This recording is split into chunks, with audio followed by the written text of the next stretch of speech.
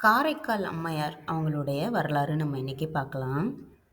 சோழ நாட்டில் பெரிய வணிகம் பண்ணிக்கிட்டு இருந்த ஒருத்தருடைய பொண்ணு தான், அதாவது தனதத்தன் அப்படின்றவரோட பொண்ணு தான் இந்த புனிதவதி அப்படின்றவங்க.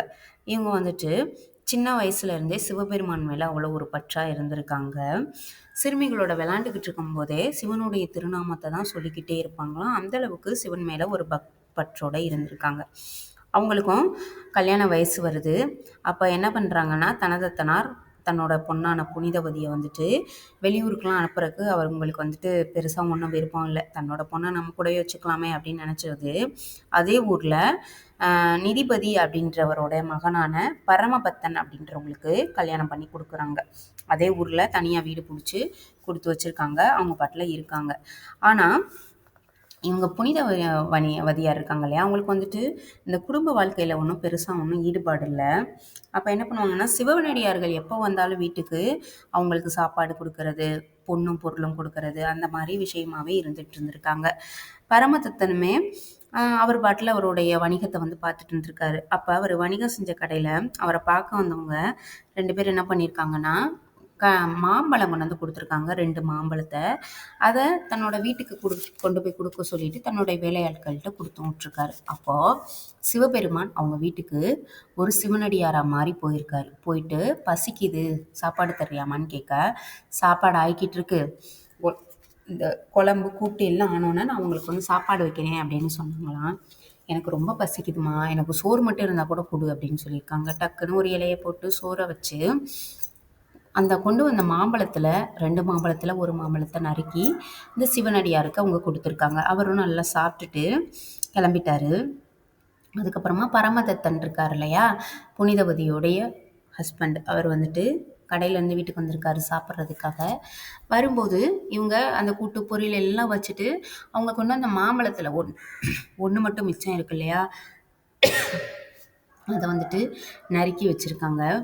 அப்போ இவரை சாப்பிட்டவருக்கு அந்த டேஸ்ட்டு ரொம்பவே பிடிச்சோன்னே இன்னொன்று இருக்குல்ல, அதையும் எடுத்துகிட்டு வந்து நறுக்கி வைன்னு சொல்லியிருக்காரு.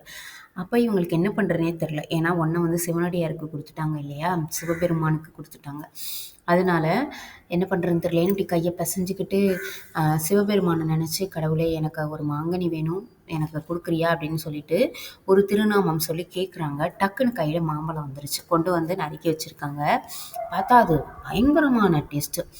எங்கேயுமே இது மாதிரி ஒரு மாம்பழத்தை அவர் சாப்பிட்டதே இல்லை பரமதத்தன். அந்தளவுக்கு டேஸ்ட்டாக இருக்கவும், இந்த மாம்பழம் உனக்கு ஏது, செம்மையா இருக்கே அப்படின்னு சொல்லி கேட்க, அவங்க நடந்ததை வந்து சொல்கிறாங்க. அப்போ வந்து இவர் நம்பாமல் அது எப்படி மாம்பழம் கையில் வரும், என்ன கதை சொல்கிறியா அப்படின்னு சொல்லியிருக்காரு.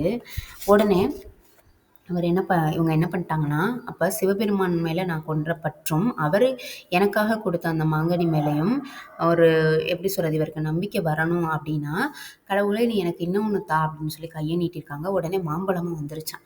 வந்தோன்னே அதை பார்த்தோன்னே பரமதத்தனுக்கு ஒரு மாதிரி பயந்துட்டார். அவர் என்ன பண்ணுறதுன்னு தெரியாமல், இவங்க கூட வாழ்கிறது கொஞ்சம் கஷ்டம், ஏன்னா அவங்க வந்து கொஞ்சம் அந்த பக்தி மயத்திலே இருக்காங்க அப்படின்னு சொல்லிட்டு, கடவுளோடைய அனுகிரகமும் இவங்களுக்கு அதிகமாக இருக்குது அப்படின்னு, குடும்ப வாழ்க்கையில் வாழ முடியாதுன்னு என்ன பண்ணிட்டாருன்னா, அந்த உளுந்து கிளம்பி வேறு ஊருக்கு ஓடி போயிட்டார்.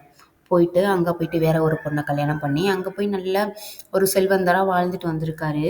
அப்போது அதை பார்த்துட்டு வேற ஒருத்தவங்க வந்துட்டு இவங்கக்கிட்ட புனிதவதியோடைய அப்பா கிட்ட வந்து சொல்லிட்டாங்க, வந்துட்டு இந்த மாதிரி உங்கள் மருமையை வந்து அங்கே வேற ஒரு கல்யாணம் பண்ணி வாழ்ந்துட்டு வர்றாரு ஐயா அப்படின்னு சொல்லிட்டு.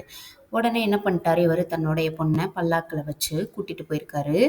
அப்போ போனதுக்கப்புறமா இந்த புனிதவதியை பார்த்தோன்னே அவர் ஓடி வந்து காலில் விழுந்துட்டார், என்னை மன்னிச்சிரு, என்னால் உன் கூட வாழ முடியாது, ஏன்னா நீ ஒரு எப்படின்னா கடவுளுடைய அருள் பெற்று இருக்க, அதனால் என்னால் உன் கூட வாழ முடியாது, ஆனால் நீ என்னை ஆசீர்வதி அப்படின்னு சொல்லியிருக்காரு. உடனே இவங்களுக்கு என்ன பண்ணுறதுனே தெரியலை.